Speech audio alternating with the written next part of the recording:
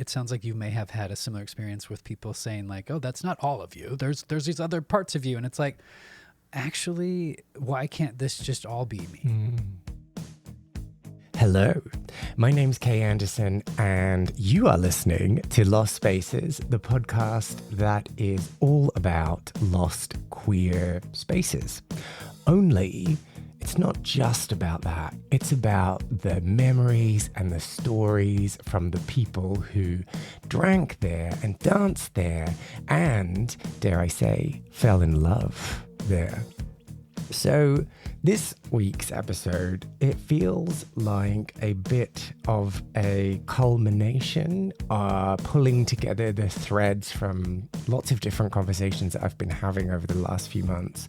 And I'm not sure whether it's just kind of like happenstance that these conversations have happened kind of clustered together, or whether it's just because I'm commandeering the conversation and forcing people to talk about things that I want to talk about. It's probably the latter now that I say that out loud. Anyway, the first thing that I think this conversation gave me a bit of clarity on is this thing I've been wrestling with, that I am not a uniquely individual human being like I thought I was, and I'm actually just a composite of all of the tragedies and successes that have happened to me in my life. And I don't know, this illusion of free will and choice is kind of a lie. And I don't know why I'm laughing at that. And then second of all, I keep talking to people who are either recovering people pleasers or still have people pleasing tendencies. And I think that's fascinating and potentially links directly to that first point, where people who are queer feel some kind of shame around the fact that they're letting people down, in inverted commas. And so to make up for that, they overcompensate in different areas of their life. Which again, fascinating stuff. But don't worry, it's not all existential crises from me and spiraling negative thoughts from my guest. It's much more than that in this week's conversation.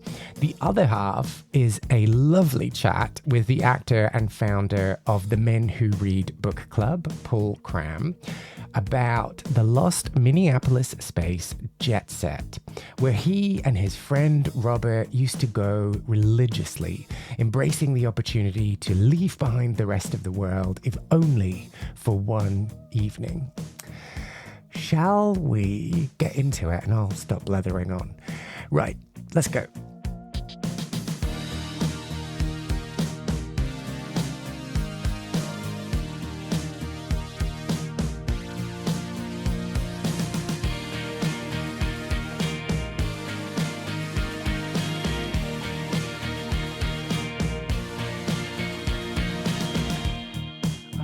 I've just been thinking though recently about I know it's not new, or it's not like a new thought, but it's new to me. Just like, who am I?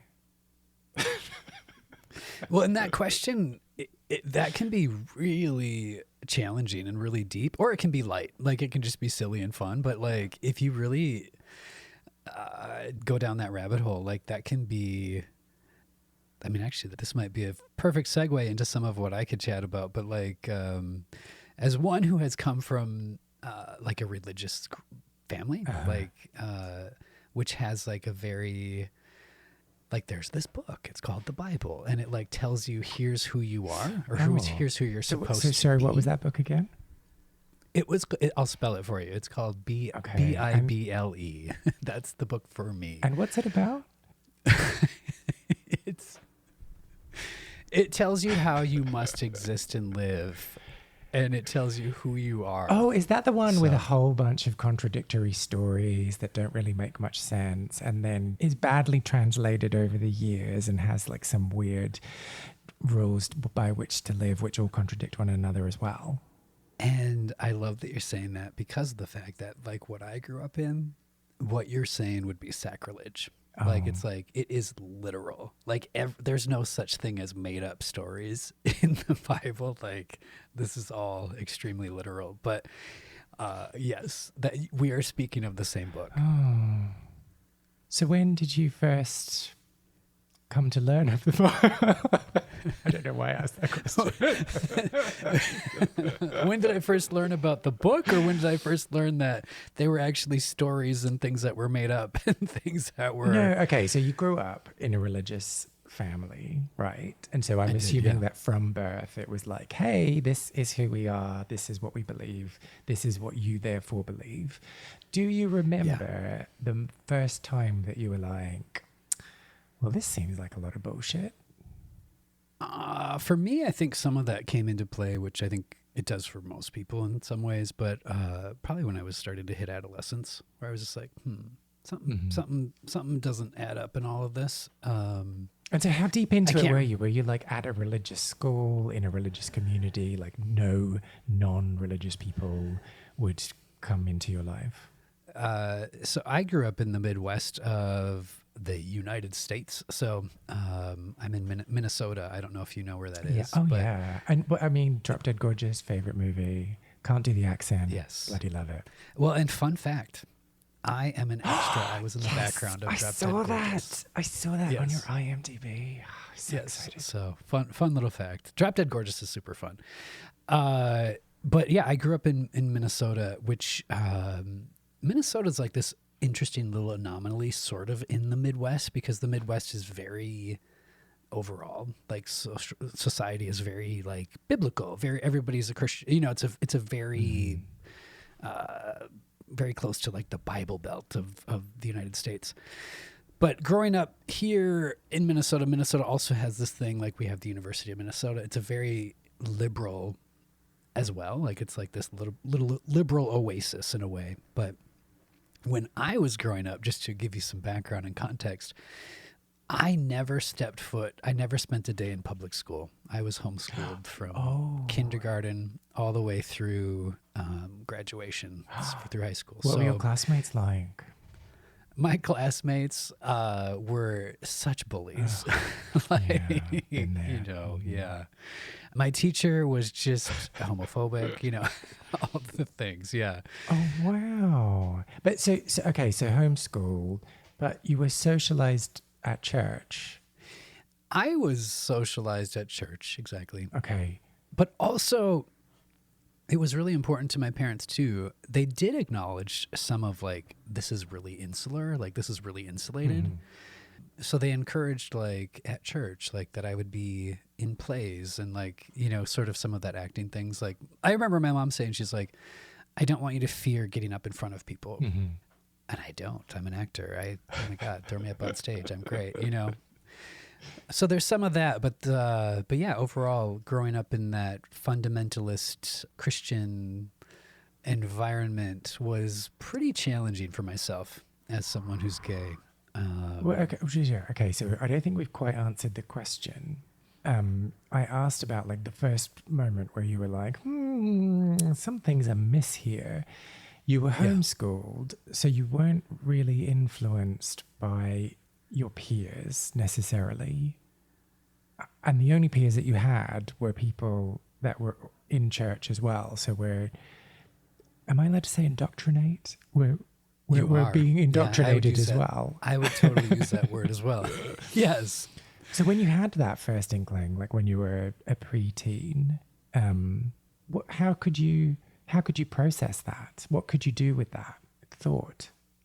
This is it's pinging in the back of my head. I had a conversation with my bestie kind of on this topic. And I clearly remember even before adolescence, I was like, something's different. And it wasn't until I hit puberty, I was like, oh, I'm gay. This is explaining some of this different. And I don't know how to explain this other than when I realized like who I was in that context of like being queer, I never felt that what I believed as God, I never felt like I was like, actually, there's no judgment. Contrary to what everyone around me was saying. And I can't explain that because the messaging that I was receiving from parents, from my siblings, from everyone at church was that I am broken, I am less than, these things, and I can't explain it, but there's something inside of me that was like, just no. knew.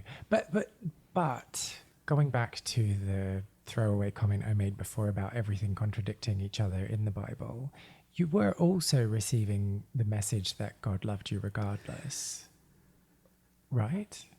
Not necessarily, no. Ah, okay. Yeah, the messaging was conformity. Like, God loves you if. Okay. So there wasn't necessarily the message that I received. I did not grow up with the message of that God is all love. I grew up with the message that God is love with these strings attached. Oh, okay. You are loved by God if. So which God makes no mistakes? Whose God is that? Have I made that up? You hear so much about God and you just don't know which one to believe. Which one is which? Where I'm at the moment, like in life, I like not knowing. I was told, like, what I was raised in was so like, our religion is the only one, you know, and I'm at a point in life where I'm like, I could be atheist, I could be agnostic, I don't know, and I don't need to know, and I don't have to answer all of those questions like I did when I was younger, and I chuckle a little bit at how. I chuckle so much about how our religious views and things like that, they're so much a reflection of just how we see the world and how we were raised, or just different things like that. Like, yeah. I don't know that I answered your question totally, other than something in me was untouchable, even though it has had a huge impact on me, like as a gay man, to have walked around and been told constantly that I am less than, that I am, you know what I'm saying? Yeah. Like, that had a huge impact. So when you had that moment, then when you realized, you recognized the thing that was different about you was your homosexuality, you understood that there was no judgment from your God. But what about everyone else? I wish I could say that my story was that I clung to that, and that gave me some sort of strength to be very like out and proud and, you know, all the things. That isn't what happened for me. Like, while still holding on to that, where it's like I don't feel judged by God, I did, and it was very important to me what other people thought and how other people viewed me. And because we've already established you're a people pleaser. Exactly. Oh, okay. I'll have follow-up questions about that later. Right, carry on with your story. Yeah, working through that. I'm in my 40s now, and I feel like in a lot of ways I'm doing the things that I feel like when I look around now, like there's people that are in their 20s and even earlier than that are doing some of the things where I'm like, yeah, that's so healthy. That's so healthy to have the boundaries around, like, this is my sexuality. Other people don't get to figure this out for me, you know, like, and I applaud that so much. Ooh, okay, so many follow-up questions, but let's stick on the original question about you recognizing your gayness, that you were not heterosexual, and okay, so first of all, what did you anticipate would be the response? And then what was the response? The response was exactly what I anticipated it would be. And I kept myself very closeted, very quiet, into my 20s. And when I started to let it be, you know, when I started to have conversations with family and stuff about my sexuality, the response was 100% what I thought it would be. And this would have been in the 90s as well. There was, my family was imitating what was going on a lot. We were seeing a lot of that sort of don't ask, don't tell in that point in time. And I experienced that with family, where it was like, oh, okay, well, as long as you don't act on that or don't talk about it. Yeah, exactly. So that was the reaction that I kind of assumed would happen. Your whole teens, you didn't tell anyone. You just kept it to yourself. No. Exactly. How was that, holding on to it? That was mortifying. And it was isolating and also very, like, I just remember, again, kind of to that people-pleasing tendency. I was scared of losing, like, family and losing everyone. And it's an interesting, looking back on that younger version of me, I guess I would say I survived. But who did you become? Like, Exactly. in protecting that part of yourself, in hiding that away, there's like a vigilance needed, right? There's like, I need to be on all the time. I need to be managing everyone's expectations and perceptions of me. So how did you do that through this really turbulent, weird, strange period of your life? And what did you sacrifice? Oh God, sorry. This sounds really judgmental, me asking that. No, it's not at all. 'Cause I've unpacked a lot of this with the help of therapy, you know what I mean? Like I've gone through this, but you're tapping on something and all the things. And it was everything that you're kind of alluding to, meaning like the hypervigilance of like really having to be, again, worried about how people see me and how they perceive me. There's only so much that one can do to control that. And the twisting and the bending over backwards to try to control that is very damaging. Like it's very damaging to one's sense of self.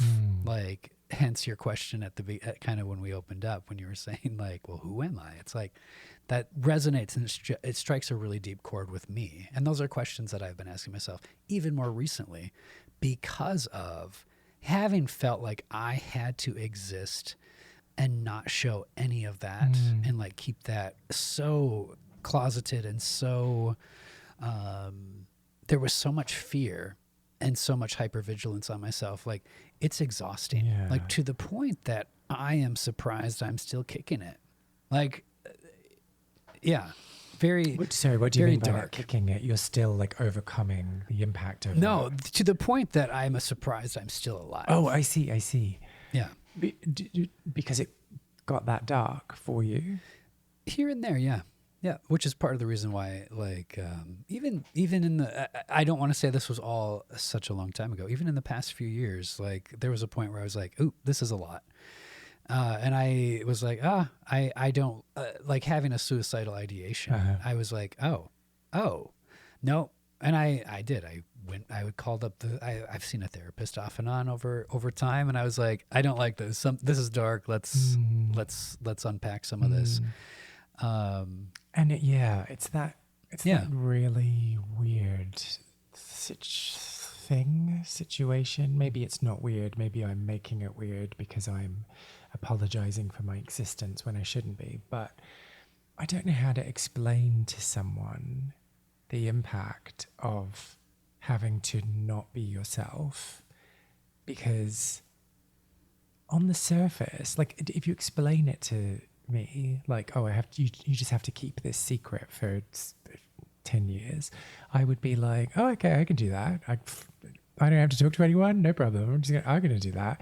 Right. But actually, like that fundamental part of yourself, I think also it's because we've been socialized to be like, oh, yeah, you can be gay, but like don't make it your whole personality. It's not like the most important part of yourself. Don't make it this huge thing. So there's this thought in the back of my head like, well, this isn't a big thing. So why am I making it a big thing? I need to just ignore it. But actually, it's huge. And the impact of hiding it, keeping it under locks, showing bits of yourself to different people in order to satisfy what you think they want, not necessarily what they want. Right. And just managing this constellation of mess that you've got going on around you. Like, even if you did it for a year, fuck you up for like the next decade. I did it for more than a year, but yes, like there's. So then you are going to be fucked for the next 10 decades as well. for the next, yeah. No, absolutely. And I appreciate what you had mentioned there too of trying to explain it to other people. It is in the last couple of years, it's more that I've been, this gay thing, this separate, like that's been something for myself. Like even my friend, she pointed it out to me. She's like, when you talk about your like sexuality, she's like, you like detach it and it's like this thing. She's like, it's so weird to hear you talk about that. She's like, give me an example. Do you talk about it like it's your pet? I used to talk about it where it was like, oh, you know, the gay thing, like it was a very separate thing. Like it was like this thing that it was coming out in my vocabulary, very much reflecting how I was trying to do it, like as a teenager and as a young adult. Like it was very much like, here's this thing that is separate from me. Okay. Mm-hmm. And I appreciated that she was pointing that out to me. And I've worked on that where I'm just like, this is me. Like I've had, it sounds like you may have had a similar experience with people saying like, oh, that's not all of you. There's these other parts of you. And it's like, actually, why can't this just all be me? This isn't something that I see people that are, you know, cis straight, when they're talking about rarely do they have to talk about their sexuality because it's just woven into the conversation in a way where, you know, I remember instances of like when I had a boyfriend, not ever bringing it up in conversation because it's like, you know, having to keep that separate. Whereas like I'll speak to my family, like my siblings and stuff like that, like they're married and they talk about it's no big deal. They're not having to do that hypervigilance piece. And even the effect that would have on me, kind of going back to being a teenager, like I didn't have boyfriends. And I look back on that and it makes me very sad because I'm like, actually, that would have been really healthy. Like kind of to have those, what I would say are very natural, normal developmental stages. I know for myself, it was like, oh, some of that didn't occur. And that's unfortunate and that's sad, you know? And whereas I look at people, I mean, like likewise, siblings. you don't have lots of really awkward teenage poetry to look back on, which is a good thing, right? Did you write a lot? Like, did you? I may have. I might have. Who knows?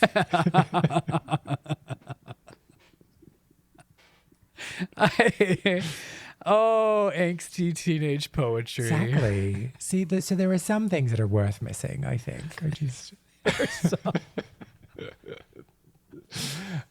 Oh my God. Okay. So I have a sense of the teen years. Let's speed up to the 20s when you told your family, by the way, here's something about me you should know. And everyone was like, cool. Well, why don't you just never bring it up again? Well, how did that feel? How did it feel? I mean, it felt like I was just having to accept the way the world was. Like it just was, and it felt horrible. It felt very much less than. Okay, so did you accept it with a resigned shrug, or did you accept it with some resistance? I made the decision that I would play the game. And I did that out of, I mean, I don't know if I need to explain why I did that, but I wanted to be included with my family, which I think is pretty human. And I knew that if I was to come out loud and proud and push back, that I would have experienced what a lot of people do, and even some friends now, where they were thrown out. Yeah. So I started living basically, you know, in my early 20s, very much that sort of even in my teens too, not just all the way in my 20s, but sort of that dual life where it's like I have, you know, life with I was still going to church at that point in time, you know, I have that life, and then I also have the life where, you know, I'm going to go to the gay bar and I started making friends like at the bar and talking to them. And so like, again, like having spaces and places where I was not hiding that I'm queer, not hiding that at all, but also not having these two worlds merged together whatsoever. Again, not very healthy. Well, okay, so that was going to be my follow-up question. Like looking back now, what do you think the repercussions of living life in those two lanes was? The repercussions I see now are that I feel like in a lot of ways in the past few years, I feel like I'm catching up. And I mean that in the context of by not having these two worlds collide and not having them come together, I did not allow for myself. The younger version of me did not maybe anticipate or plan or look at like, it's like, wait, this is my life. Like there's longer repercussions in this. Like there's amazing people that I started dating, and I did not I was like, whoop, whoop, this is getting too close together. And I would break up, or, I would run from that. And that had a huge impact on my life in the context of people aren't going to hang around for that. No. And they don't need to. Like, oh my God, I was such a horrible boyfriend in my 20s, like horrible boyfriend, in that I was not available. Like I was not, like I would be dating and it's like, oh my God, like I'm not really dating. Like I'm not opening my life. And that has had a big impact on me in the context of, I do know the way I tick. I actually, oh my God, like if knock on wood, but like, I do think at some point I'll definitely be coupled up in a long-term great relationship. And I did not allow that for myself in the past.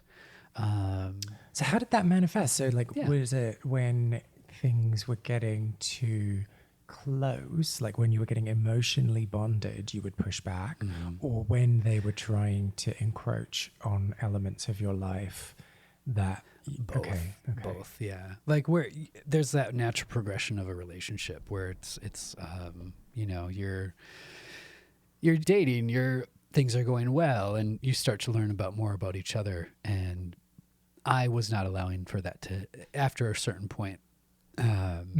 You just become emotionally distant. Do you like the way I said that? You just become emotionally like, no big deal. You just become emotionally distant. Well, and also at the time, I didn't know that I was doing that to myself. Like I didn't see the self-sabotage, and I didn't see I didn't see all of those things. So then is there any awkward poetry from your 20s then? Yes, there is. There 100%. Yep. Good, I had a super angsty email that I wrote out, and it was very poetic and all that stuff. And I sent it to my friend, bestie at the time. And she's like, what is this?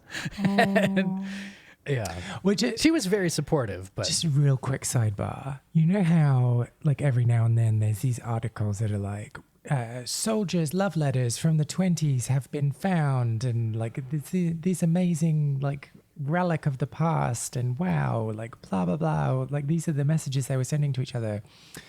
We're just never going to have that again, because who wants to go through all of our stupid emails? Precisely. It's really sad. I mean, maybe it's not sad at all, but like we could just get AI to like go through it and pick out the best bits, I suppose. But I suppose it's totally, again, a little rabbit trail side note, but like I saw, I don't know if it's real or not, but I had seen like there was a couple of siblings that they were like, oh, here's grandpa and grandma's love letters, and they're like, how sweet, and they started reading them, and they're like, these are so trashy. Like, it made me laugh. I'm not sure if it was real, but it's like, go grandma. Well, yeah, thousands of years of human development, and we're all still trash, really. I think that's the lesson there. That's the lesson there, right? Exactly. Yeah. It's not lost on me that I was going to all of the gay bars in the Twin Cities in Minneapolis, and it was in the bars that I was finding freedom to just exist, and where people didn't care. People didn't have, if they had the religious hangups, they left them at the door. They weren't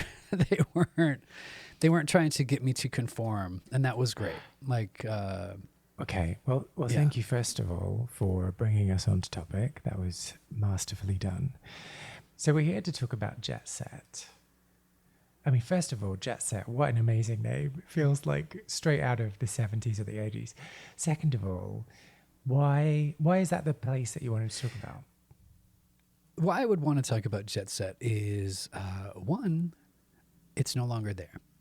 Like it's one of those bars that actually this is important for Jet Set. So there's the Saloon, there's the Gay 90s, there's the Eagle. all of these bars have no windows. Like they're kind of closed off in that way.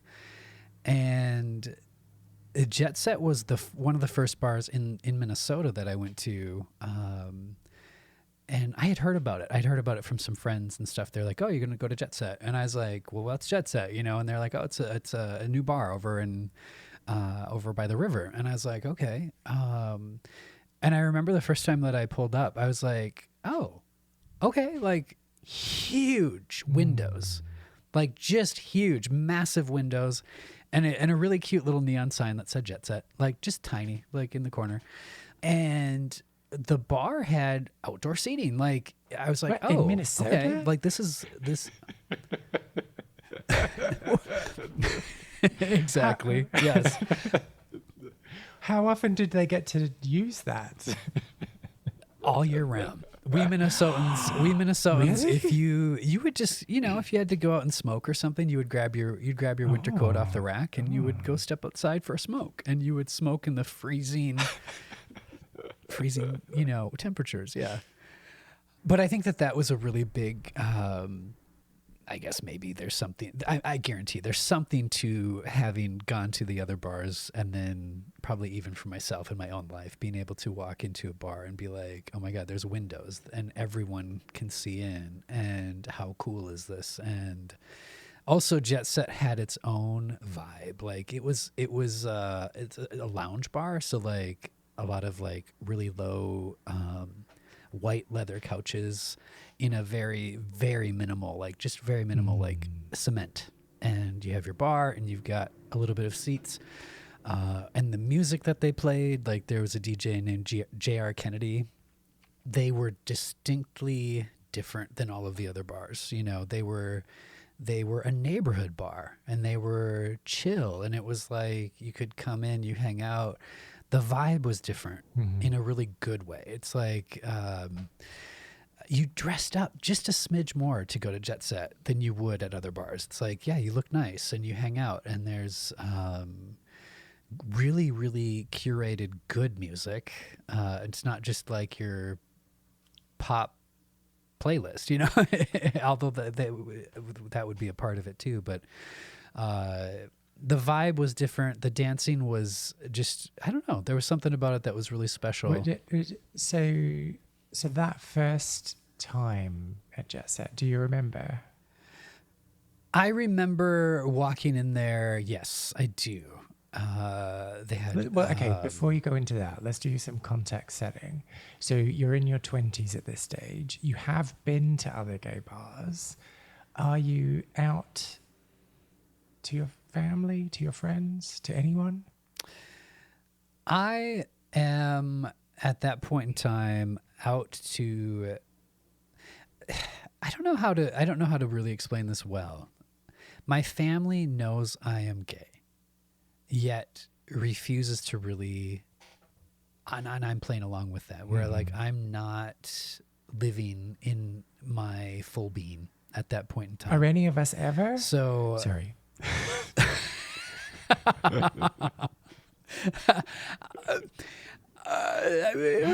Fair. Sorry, fair, I know what you fair. meant. I do. I'm sorry, I'm just being obtuse for no reason. Okay. I like it. So you're in this murky middle ground where you're kind of out. In a kind of murky not. middle ground, Okay. that's horrible. I would say, I would say at this point in time, especially in my 20s, going to Jet Set, going to different bars, but definitely going to Jet Set, I can see it so clearly now. It's escapism. It was a space and place where for me to go and exist and to get away from all of that. Because there is also this kind of thrill when you have a secret. Or, I mean, I know it's not a secret in your case, but when it's something that you're kind of keeping to yourself and it's this world that is yours and yours alone. Truth. That kind of makes it more exciting, and it kind of makes the whole thing more heightened, right? I haven't totally considered it from that lens, and I'm a little bit of a thrill seeker. Yeah, I guess one could say that in the context of my life. Yeah, looking through it. Okay. So kind of a thrill seeker. Sorry, we keep going off. The first time, that was the question. The first time that I stepped foot in Jet Set. Oh, no, sorry. Okay, wait. We are going back to that question. We're doing a bit more context setting. So you're kind of out, you're kind of not out. You've got this secret life that's off there to the side. Is there anything else that's happening in your life at this time? There's a lot that is going on in the context of all of this. Like, in addition to like the religious stuff that we kind of touched on with that, there's a lot going on with my family life. And what I mean by that is, unfortunately, I had my mom and my brother, right when I turned, how old was I? 20? Was I? No, I was 20. There was a car accident and they both passed away. Oh. So like, fuck. And the context of that, why I'm sharing that, is this was also right around that time when I feel like, again, I'm going to use air quotes here, like, because there is no real natural progression. Our lives happen how they do. But like in the context of one's life, when you're in your early 20s and stuff like that, it feels like, yeah, that's when one's sexuality starts to become way more apparent.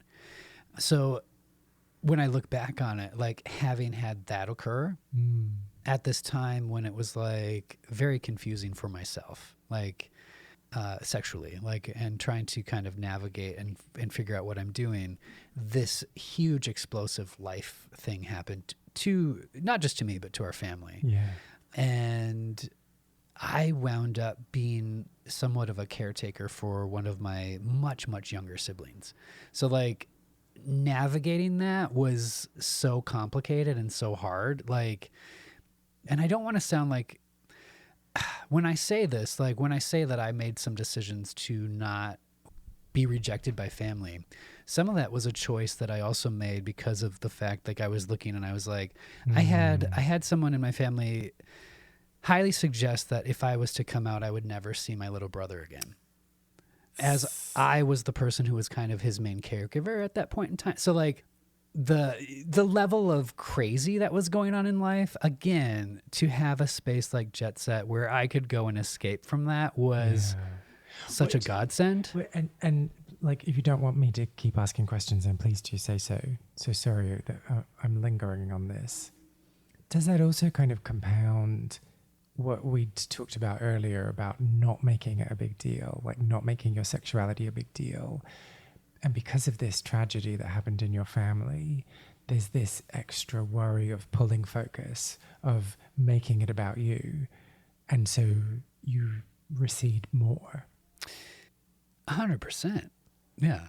I also in a lighter way too, I'll just add this in there. I'm in the middle. Like, do you know the show The Brady Bunch? Yeah. I'm a total Jan as well. It's okay. You don't need to explain. You 100%. So Marsha. Like, so that kind of is baked into my DNA in that way, where it's like, don't make things about you. But yes, you've got some emotional intelligence there, guy, to pull that in and see that and realize that in that time, it did feel like it would have been very selfish of me to have done that in that way. And so I didn't. To my detriment. I think people, hopefully listeners get that. Like, to my detriment. Like, that wasn't...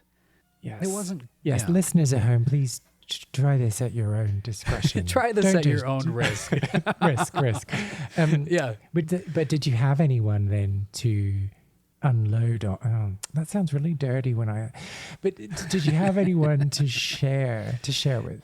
I didn't. And even my bestie, her name's Catherine. Hi, Catherine. With a C or a K? With a K. Okay. Yeah, with a K. I did meet her at this point in time, and she gives me so much grief for this now, but she's like, and she understands it a little bit, having known some of my story and things like that, but she's like, you did not tell me. She's like, I always knew, but she's like, you did not vocalize that for, I think it was 7 years. Like, I met her and I did not talk about any of this. You didn't vocalize what? That I was gay. Wow. Yeah. So you were just like, oh, I'm just going to go to the place that I think. Yeah. That level of hypervigilance that was happening was so unhealthy. But at least you were good at it by this stage. You've had tons of practice. By this stage, by this point, it was my normal, Oh, Yeah. wow. Oh, wow. Okay. So this gives some useful context. Now, I think about 27 minutes ago, I asked you to talk to me about the first time at Jet Set. Shall we go back to that question? We can. Yeah. Jet Set, it also reminded me of when I first walked in. I was like, this reminds me of the times I've been in Los Angeles at some, again, really lounge, chill bars. And I was like, this is interesting to have here in the Twin Cities. I just remember looking around and being like, this is cool. Like, this is a really different vibe. And talk to me about the exhale, the opportunity to be away from yourself. Yeah. I like that term exhale quite a bit. I like that quite a bit.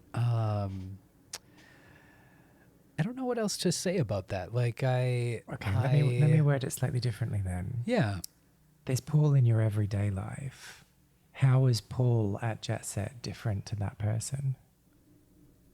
There would be a comfort, or I would say maybe more of an ease to who I was in Jet Set. I mean, I will acknowledge this too. While I'm in Jet Set, I do still have some of that hypervigilance going on, meaning I don't want this world to collide with my other one. So there is still some like I'm exhaling. I'm letting my hair down, so to speak. But there's still some hangups, even in that occurring. So how did that play out then in real life? I know you've kind of talked about it already, that you were having relationships that ended up hitting a brick wall, and you were the brick wall. How did you create like friend groups, and were those friend groups contained to those queer spaces, or did they ever bleed out in any way at all? Not into my family unit, like, no. And well, actually I say that here and there. There is a, gosh, what do they call it? Is it not a May Day parade? The next city, there's the reason they call there's the Twin Cities. There's Minneapolis and St. Paul. And St. Paul is very Irish. So they have like an Irish Day parade. And I remember Robert had invited me to go there. And for some reason at that point in time, one of my sisters was at that parade. And I remember being like, how crazy would it be if these two worlds collided? The odds are, it's low. But that'll never happen. That'll never happen. It did. It did happen. Yeah. My sister, she comes walking up, and I was with Robert, and she's like, who's this? And I introduced him, and it was extremely awkward and just weird. And, it was awkward, or you made it awkward? I believe that I made it awkward. Okay. Yeah, I guarantee I made it awkward. Robert, I think, was looking at me like, what is going on with you? And my sister never talked about it again. Like she, yeah. I guarantee my sister thought that was my boyfriend or something, something like that. But she just never talked about it. Oh, yes, because how do you say, oh, by the way, this isn't my boyfriend, without actually saying, by the way, this isn't my boyfriend? Right.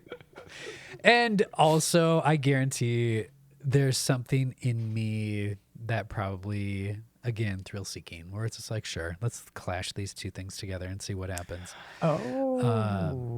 Yeah. Okay, let's scratch at that a little bit. So up until now, the impression that you've given is these worlds are not overlapping whatsoever. I am not interested in that. That is not happening. I'm going to do everything in my power to avoid that. But the statement that you've just made is more like, what would happen if there is a point where it's like, what would happen? And as we're talking about this, it is maybe not dawning on me. I think as I've thought about this, that did not happen when my little brother was little. This would have been a few years after having been knowing Robert, going to, you know what I mean? Like, my little brother was getting a little bit older, and I absolutely did start doing this thing where it was just like, cool, let's crash these things together. Not maybe as consciously as I'm saying it right now, but like the very fact that I showed up and that these two worlds were kind of in the same place. And I've gotten way more towards that these days, the past several years, but yeah. It's an interesting place that I was existing in. And I will say this for people listening. I think most people can gather probably, but it's taken a lot of therapy and support groups and untangling from belief systems, and I'm still working on that. Obviously, those have an impact on one's life, but I didn't get here without help. Yeah, it's a funny thing, isn't it? Like, I mean, the theme of this whole conversation is like, where do we end and where does the expectation of the world start in our personas? But there's this weird thing about all of the information that you're soaking up when you're a child and taking in and allowing to become part of your DNA.